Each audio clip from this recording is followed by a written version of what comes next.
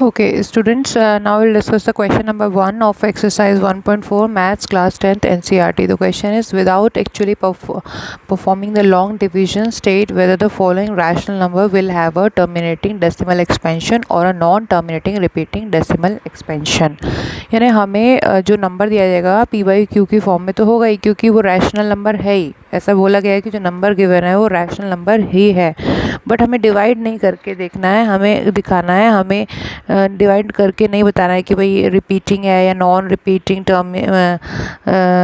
Non terminating है या non terminating repeating है. वो हमें डिवाइड करके नहीं दिखाना है, हमें कोई दूसरा मेथड अपनाना है. So the first part is 13/3125.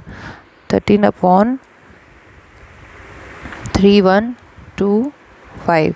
तो डिवाइड तो करना ही नहीं है, तो एक्चुअली इसके लिए डिवाइड की ज़रूरत भी नहीं होती. बहुत ही सिंपल सा मेथड होता है. जो आप डिनोमिनेटर लेते हैं, अगर आप उसको x की पावर m एंड y 2 की पावर m एंड 5 की पावर n में एक्सप्रेस कर सकते हैं डिनोमिनेटर को 2 की पावर m और 5 की पावर n, यानी ये बीच में इनटू है, ठीक है. 2 की पावर m और 5 इंटू 5 की पावर n में अगर फॉर्म में एक्सप्रेस कर सकते हैं, यानी उसके प्राइम फैक्टर्स अगर 2 और 5 हों, जहाँ पे m और n जो है वो non negative, m and n are non negative integers हैं, तो आप कह सकते हो कि जो आपको एक्सप्रेशन मिला था, जो आपको ये नंबर मिला था, वो क्या है, वो टर्मिनेटिंग है, वो टर्मिनेटिंग रैशनल नंबर है. ठीक है, कि फिर से एक्सप्लेन कर देती हूँ. आपको कुछ भी नहीं करना है, डिनोमिनेटर उठाना है. अगर डिनोमिनेटर को आप 2 की पावर m इंटू 5 की पावर n, यहाँ पे m और n क्या है, नॉन नेगेटिव इंटीजर्स है, यानी कि वो ज़ीरो भी हो सकते हैं, ज़ीरो या पॉजिटिव, कोई भी पॉजिटिव इंटीजर या फिर ज़ीरो भी हो सकता है, m और n, ठीक है, की फॉर्म में एक्सप्रेस कर सकते हैं. तो जो गिवन एक्सप्रेशन था वो टर्मिनेटिंग डेसिमल एक्सपेंशन था, ठीक है, तो टर्मिनेटिंग रैशनल नंबर था, ठीक है. सो आप देख लो 31, इसको आप 5 से मल्टीप्लाई हो जाएगा, ठीक है, अगेन 5 से हो जाएगा, अगेन 5 से हो जाएगा, अगेन 5 से हो जाएगा एंड अगेन 5 से हो जाएगा. सो हमने 3125 को 5 की पावर 5 में एक्सप्रेस कर दिया, यानी हमारा जो ये n है यहाँ पे 5 हो गया, ठीक है, और m क्या हो गया, 0. किसी की पावर 0 क्या होती है, 1 होता है ना. 2 के पास 0 इज़ 1. सो हमने इसको ऐसे एक्सप्रेस कर दिया. That means the given expression is a terminating rational number.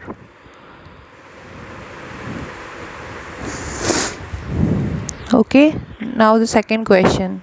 I am doing the second part also. 17/8. Okay, 17/8. सो 8 को हम 2 की पावर 3 लिख सकते हैं. सो दैट मीन्स इसको हमने क्या कर दिया, एक्सप्रेस कर दिया 2 की पावर 3 एंड इंटू 5 की पावर 0 में, ठीक है. So the given expression is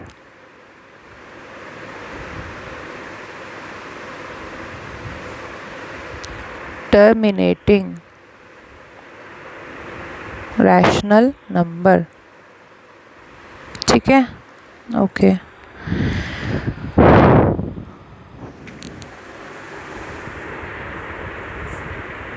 ठीक है. अगर आप इसको डिनोमिनेटर को इस फॉर्म में एक्सप्रेस नहीं कर पाते, यानी उसका जो प्राइम फैक्टर आता है वो 2 और 5 के अलावा भी कोई और नंबर भी आता है साथ में, तो वो क्या होगा, जो गिवन एक्सप्रेशन होगा वो non terminating repeating decimal expansion होगा, यानी non terminating repeating rational number होगा, ठीक है.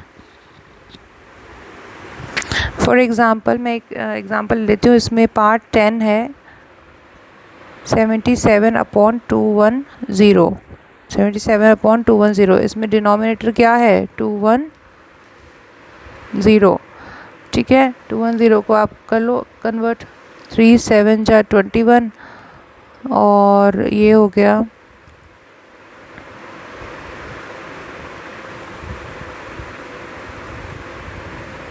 ओके। सो यहाँ पे जो है 3 की पावर 1 इंटू 2 की पावर 1 इंटू 5 की पावर 1 इंटू 7 की पावर 1। सो 2 और 5 की पावर्स तो हैं, बट साथ में 3 एंड 7 की पावर्स भी हैं जो हमें नहीं चाहिए थी। केवल और केवल 2 और 5 उसके प्राइम फैक्टर्स होने चाहिए उस नंबर के, ठीक है। तो दिस इज़ मतलब जो गिवन एक्सप्रेशन है 77/210 is not a terminating rational number, या कह सकते हैं कि it is a non terminating repeating, क्योंकि अगर नॉन टर्मिनेटिंग होता है तो रिपीटिंग तो होना ही पड़ेगा, क्योंकि रैशनल नंबर दो ही तरह के हो सकते हैं, या तो वो टर्मिनेट हो जाएं और अगर वो टर्मिनेट नहीं हो रहे तो वो रिपीट करें, यानी उनमें बार आए, है ना। ऐसा नहीं होता रैशनल नंबर में कि वो टर्मिनेट भी ना होए और रिपीट भी ना होए।